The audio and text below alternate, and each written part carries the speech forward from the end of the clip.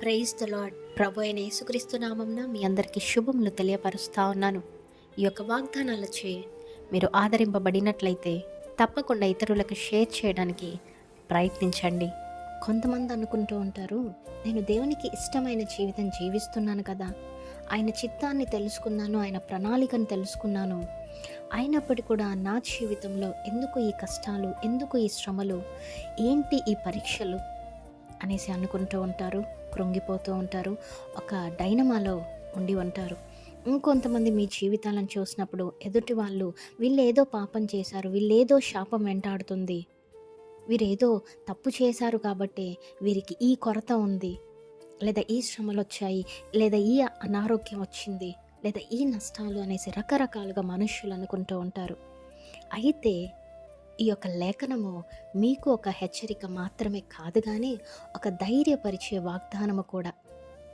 ఏంటంటే, మీరు ఎప్పుడైతే నీతి మార్గంలో నడుస్తుంటారో ఎదురయ్యే వ్యతిరేకతలు, అపార్థాలు, కష్టాలు మీ ఓటమికి గుర్తు మాత్రమో కాదండి, అవి మీరు దేవునితో నడుస్తున్నారనే సూచనలు.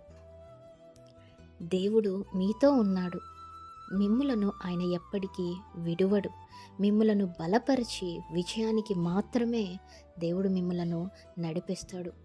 మీరు ఎదుర్కొంటున్నటువంటి ఈ కష్టాలు, ఈ తప్పిదాల వలన కాక దేవునికి నమ్మకముగా ఉండటం వలన కూడా రావచ్చు అనేసి లేఖనము ద్వారా దేవుడు మాట్లాడుతూ ఉన్నారు.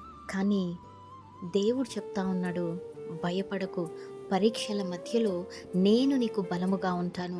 మనుషులు నిన్ను అర్థం చేసుకోకపోయినా నేను నిన్ను తెలుసుకుంటాను.